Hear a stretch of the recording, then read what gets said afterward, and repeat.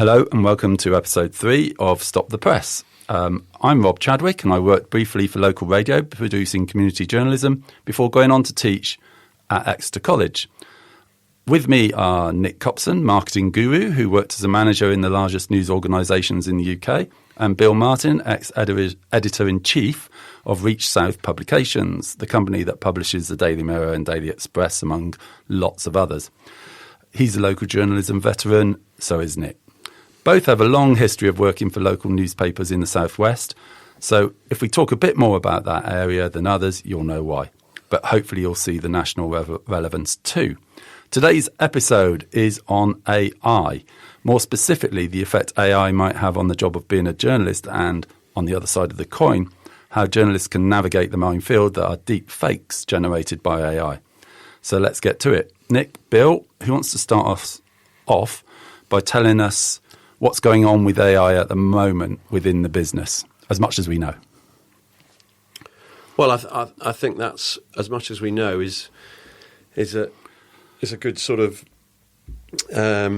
cover for what we're actually going to talk about, because I think it's happening very quickly. This field is moving very quickly. When I was still involved at Reach, AI was barely spoken about, and I remember going to conferences where the possibilities of it were mentioned, but it seemed like a very far away world. How long ago was this, Bill? That's probably 3-4 years ago. There was experimentation going on in media organisations, well, all over the world, but it's very obviously part of newsrooms now. I think a lot of media companies have been quite coy about what they're using it for and how they're using it. But you can see it. You can see, visible signs of AI-generated content on news sites all over the world. How would you recognise it? Well, it's badged. Sometimes it's badged. You'll see articles where are badged as being, this article is generated by AI. And I know there's discussion going on around whether all content where AI is involved should be badged as such, because quite often AI is repurposing or reorganising an article or a series of articles that have been generated by humans. So essentially, it's a human piece of work that's been reorganised by AI. The complexity and the possibility of it all is enormous, isn't it? And I don't think anybody knows where this could go. I think at the moment it's sort of being rather, by traditionalists like me, it's being rather sort of lazily seen as something that, journalists are going to be replaced by robots. And is that going to happen? Is that the underlying? Is that the direction of travel, Nick, so that we can save money and produce papers in a much cheaper way? Do you think? Yeah, I expect so. It's like most things in life at the moment, and it's probably a byproduct of the human condition. It's about what can serve capitalism and making money faster and greater. And if AI ultimately assists with that, which my opinion at the moment is that it does, of course, around the concept of efficiency and scale, probably, then yeah, it will be about selling more, growing more audience, more content, more eyeballs. And less journalists, possibly. Not necessarily. No? Not necessarily. Just to give you an example of how I sort of taught it in the lesson, I was in a lesson just talking about this. We were doing issues in journalism just last year, and basically I typed in, do me a summary of the latest of the war in Ukraine and in the Ukraine over the last year, and write it as a piece for The Guardian.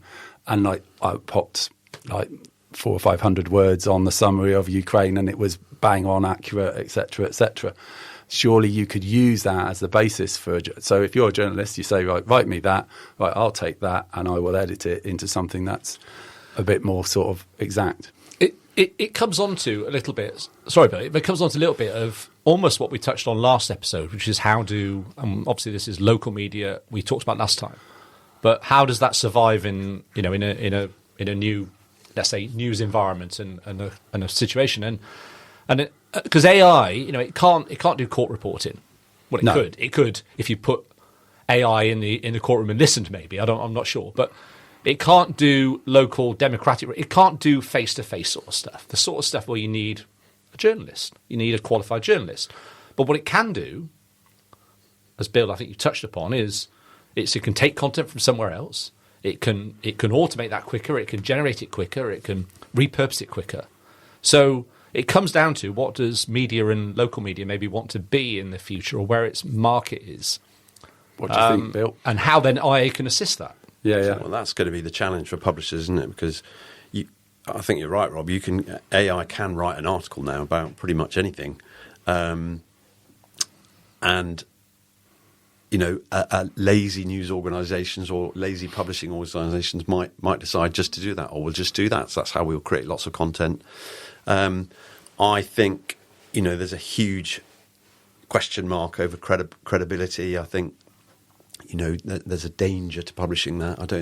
Can't imagine that any of the sort of major news brands as we know them would want to risk their credibility around that, with the completely unchecked content going out. And as far as I know at the moment, AI is being used as a tool to do tasks in newsrooms which free up journalists to do more journalism.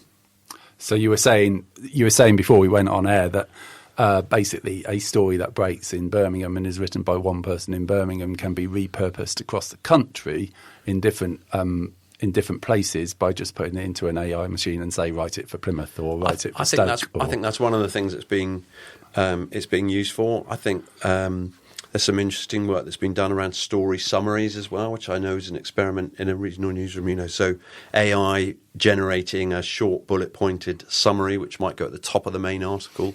There's some evidence that breaking down an article like that at the beginning encourages dwell time. So encourages the reader to actually, I see what I'm getting out of this article, and then actually to read the whole thing. I know that was an experiment. Whether that's been rolled out in other newsrooms or not yet, I don't know. But at the moment, it's definitely a tool, I think, that is being used to help journalism rather than replace. Yeah, that's what it sounds like to me. So the job might change a little bit in that there'd be more... Journalists would do the investigative journalism side of things, and the more prosaic writing side of things might be AI generated and then edited. Yeah, I think that there are lots of jobs that AI is going to be able to do. I think I'm pretty sure that there are some live football blogs now that are AI generated, or certainly aren't being written by human beings. I think. I know there's evidence of local radio. There's some voice cloning that can go on now, so they could actually take my voice, and once they've got that, they could almost do a show using my voice. I mean, it's quite scary. It's the possibility. Very scary, isn't it? We're going to come to something about that later on in the episode as well. Around those sort of things. But the possibilities are enormous, aren't they? Yeah. So going on to how AI is used by other organisations and our responsibility as journalists, for me, probably one of the most scary and dangerous things about AI is how do we know what's real from now on? So, for instance, last year, the Slovakian elections was supposed to have been completely influenced by an AI deep fake just before the election being released of the pro-West candidate saying that they'd managed to fix the election, and it was supposed to have won the election for the pro-Putin candidate by doing so. If that is possible, and reports say it is possible and did happen in Slovakia, how do we as journalists manage to navigate that AI nightmare? Now not working in the news field, although we're here talking about news, I haven't really got a strong opinion on that. But I will say that I suspect myself and my learned colleagues on this podcast should have a very, very good bullshit detector. Right? Yeah. I'll describe it as nothing more than a bullshit detector. Right. The problem with that, though, is that we're talking about AI right now, right? AI 3 years from now will look a lot different than it does at the moment in terms of, let's say, capability. Yeah, someone on the radio this morning said that AI right now is the worst it will be in the future. It's the shittest it can be right now, and it's amazing. And it's still great. Right? Yeah. 10 years from now, God knows. 10 years from now, they're talking about AI that essentially has got the IQ of 2000, right? I mean, it's doing far more than what it currently can do at the moment. So, but I say right now, I think any educated person should be able to spot or see between the lines of fake content. Certainly journalists should, right? But I don't know what that'd be like in the future. But then is a crucial word there, and I hate to be a snob about this, is a crucial word there, educated. Possibly. If that news is breaking outside MSN sources and not being edited by people and is being viewed by loads of people on TikTok and et cetera, and is influencing elections, how do we go around that? Sorry, Bill, you were about to say something. Well, I agree with you. I think Nick says any educated person, but I think the danger associated with planted content or deep fake content or whatever it is, it's already real, and it was very real before AI got into the game.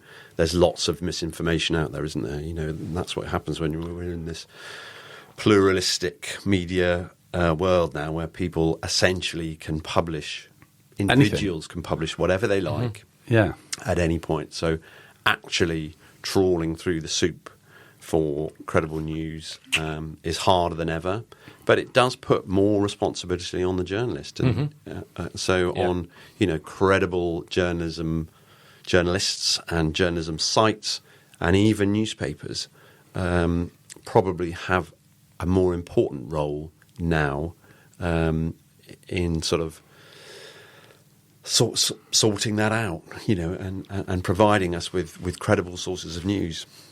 Yeah. So what went wrong in Slovakia, do you think? I don't know the answer to that. That's not my area of expertise at all. What went wrong in Slovakia? But I think there's evidence of media manipulation in the American elections. Yeah. I think we've seen evidence of it here. You can see evidence around. I mean, if you really want to have a miserable afternoon or a miserable day, you want to have a look into the sort of far right conversations that are going on in Twitter or on Facebook or in any of those platforms, things like that. I mean, there's people out there with a very different view of the world than I have, and a lot of that, I think, is feeding misinformation. And if you're Russia and know how to use those algorithms and have got whole farms who are very good at using those algorithms, then AI is an absolute blessing from God, isn't it? Well, correct, and it's again, we're touching on a previous episode here, which I want to reference, in as much as we talked last time when we all met before about how, let's say traditional news media brands are built around trust. They rely on trust, but the next generations are more likely to trust something on TikTok or YouTube or wherever that are essentially at the behest of the algorithms, and therefore, whilst journalists employed at news brands, have got integrity and professional reputation and the standards of their employer to uphold, your average influencer, I use the word influencer in inverted commas, on these channels don't. Right? Actively don't want to. Well, no, exactly. And they're influencing. I think, Bill, you made the point about the Donald Trump on the previous election, the US general election. His strategy actively avoided the mainstream media, knowing that he might well be able to control and compel the alternative media. I don't know if that's the right word, phraseology. So, yeah, it's about who has the influence in the future. And AI might well be more dangerous in that regard if traditional journalists and mainstream journalists don't have, let's say, the loudest voice, maybe. So we need to be quick. We need to be, as journalists, we need to be looking for these things as they break and being able to be on top of them and reporting what is the facts of the matter before the bent facts or the absolute untruths get out there too greatly. Is that because we can't rely on Twitter, TikTok, etc. to moderate properly? They just won't do it. So is it a question that the MSM is going to have to be, the job of a journalist needs to be monitor that stuff, because we need to be able to counter it quickly if it's wrong. I remember having many difficult conversations with the police and other authorities around precisely this subject, actually, when if there, for example, was a police incident going on, which became a phrase that was generically used for, could be anything. It could have been a murder, it could have been an assault, could have been a car crash. In general, the first reaction of the authorities to say, we can't tell you anything. We're not going to tell you anything until ready, or there's going to be a press conference tomorrow morning or whatever. And my argument was, well, look, there's already people publishing. There's people publishing this on social media now. The story's out there. So, this is only going to lead to misinformation. So that, that's been going on, for 20 years. I would have thought that being a problem.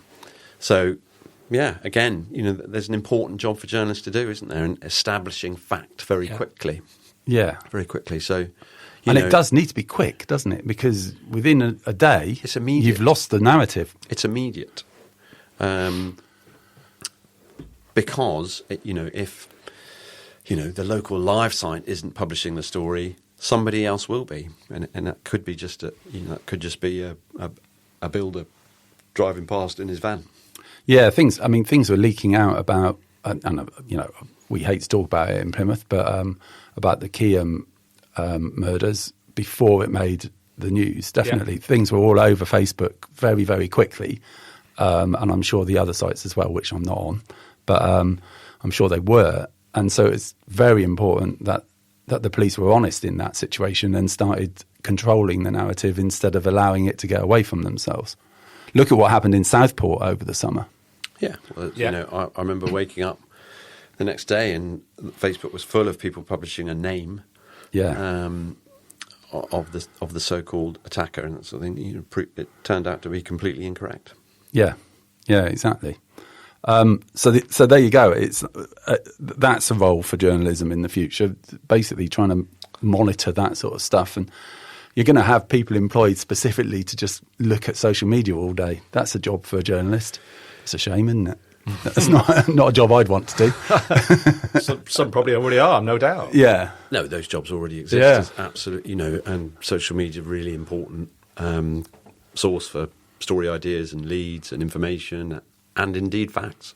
Not everything out there is untrue, but it's made journalism a much more important and a far harder job, actually, because people are being battered with information all the time, and it's difficult for credible publishers to separate themselves sometimes from this sort of cacophony of self-publishing and self-interest. Yeah, and I suppose because all of that stuff is free, published by people who are vested interest.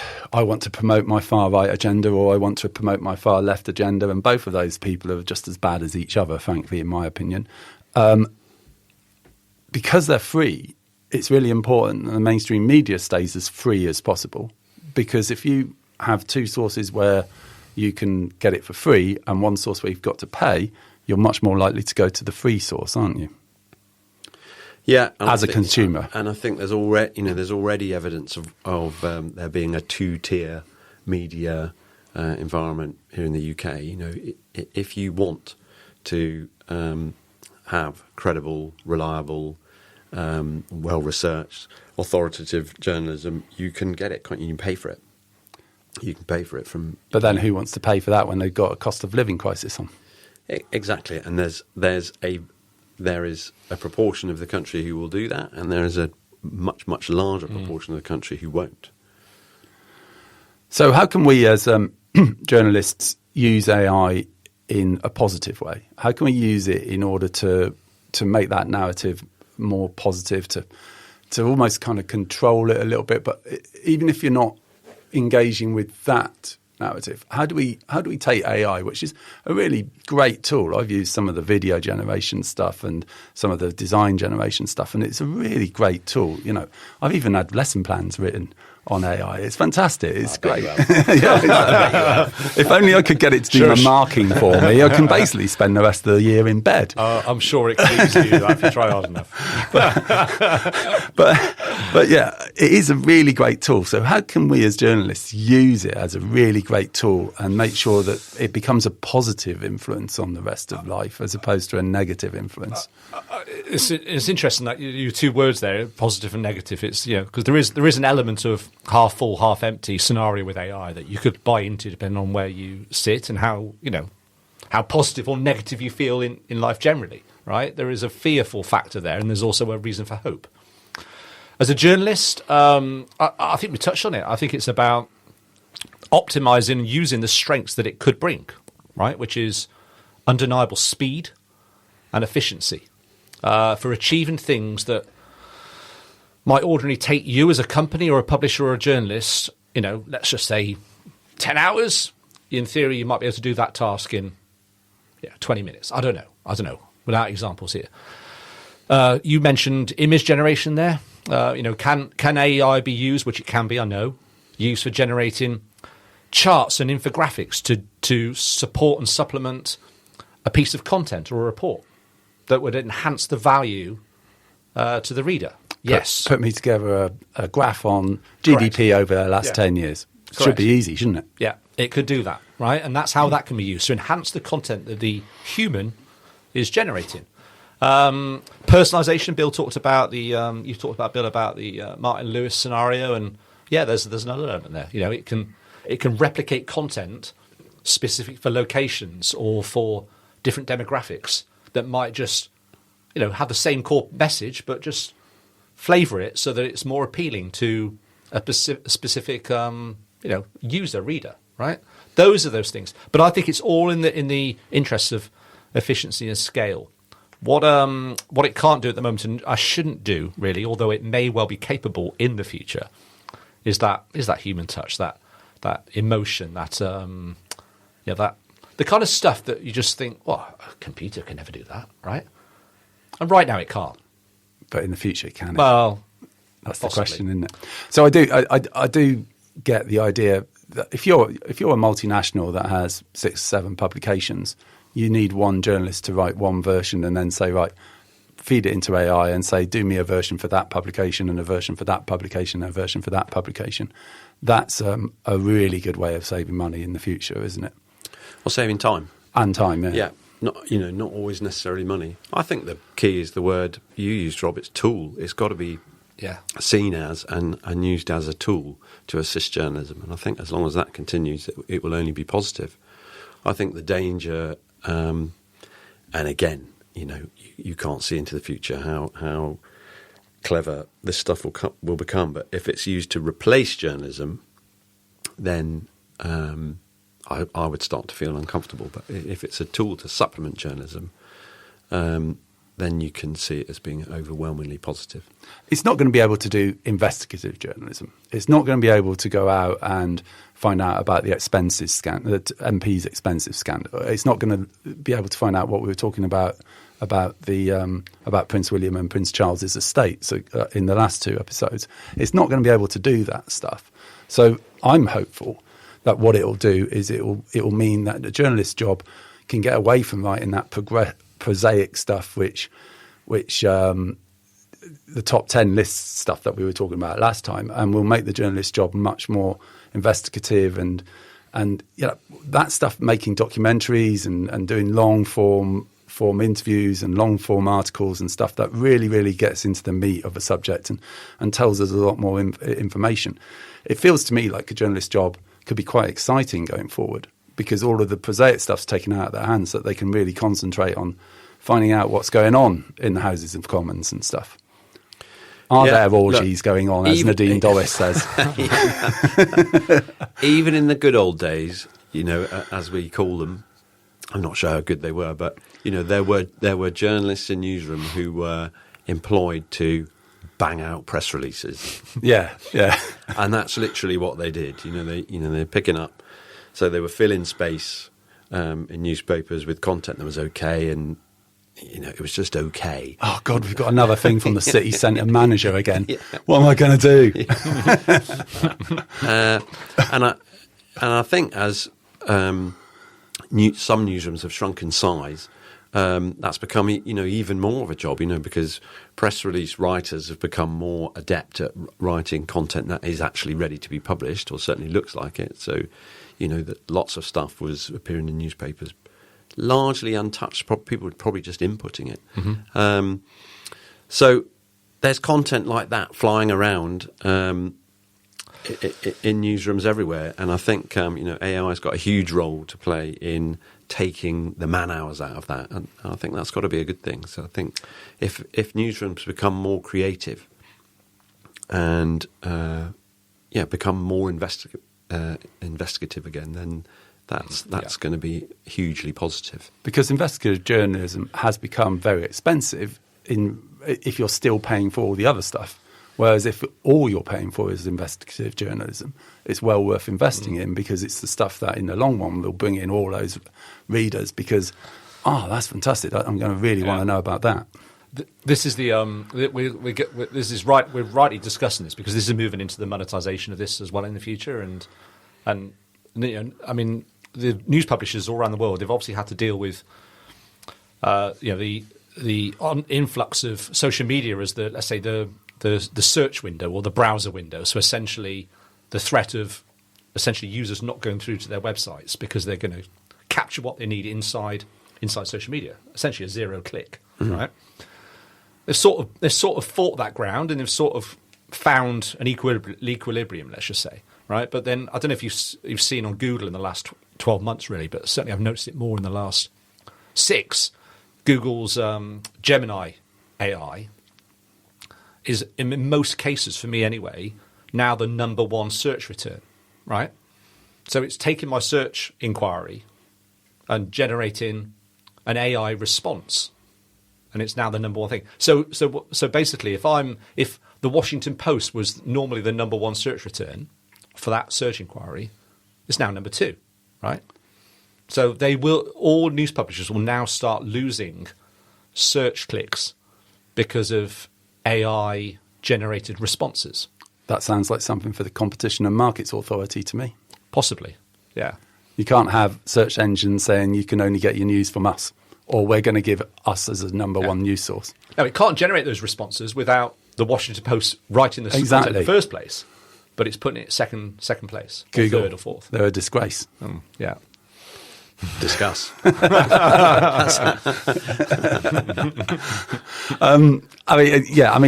That doesn't seem like that can last. Google's already being investigated, aren't they? So it doesn't, and Apple's the same with their iCloud stuff and stuff. So it doesn't feel like that lack of competition, because these search engines have so much power that actually it cannot be allowed that we just say, that they say, your news source is us. Your top news source is us every time. Because I know from looking over my students' shoulders that most people, when they do a search, just click on the top one and don't bother with all the rest of it. Yeah. And Google know that as well. Yeah. But that's been like that for a while already, hasn't it? But we've got used to that. Yeah. But if Google is looking at lots of different sources and none of them are themselves, then that's okay. If they're looking at lots of different sources and it just happens to be that Google's the best search at the top of it, that feels like bad competition to me. Yeah, and then we get into the argument, don't we, about social media sites paying publishers for use of their content, which are discussions that have been going on for and it also raise concerns around objectivity as well, or maybe not even concerned, maybe positive placement on it, because any news organisation will have should, apart from our friends at the BBC, should have some level of political bias. Now, in theory, Google's AI or anybody's AI could or potentially be trained for complete neutrality.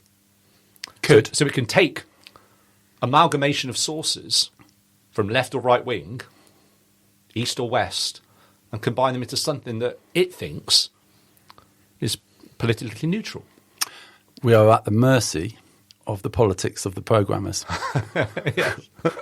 I hate to think of being at the mercy of those people. They were always the geeks in the corner, and they didn't matter in the past. Now they've got all the control. They're in charge. It feels a bit like the Wild West in a sense, doesn't it? It does. It is. There's so much going on out there in the media world now that it feels completely out of control in many senses. And there's lots of talk now, isn't there, about legislation to control publishers and make social media platforms more responsible, whether or not any of that's ever enforceable or whether or not legislation will be strong enough. We'll have to wait and see. And that feels like a good moment to finish our little first chat on AI. I should stress that we are probably like yourselves, complete novices with AI, and thought we'd give it a go to start things off. And we'll probably revisit this in a year's time, listen to this before we do it, and go back and go, we were talking nonsense then. How wrong were we? Didn't have a clue. But anyway, I hope you enjoyed it anyway, and we look forward to seeing you on the next episode. Bye. Bye for now. Bye.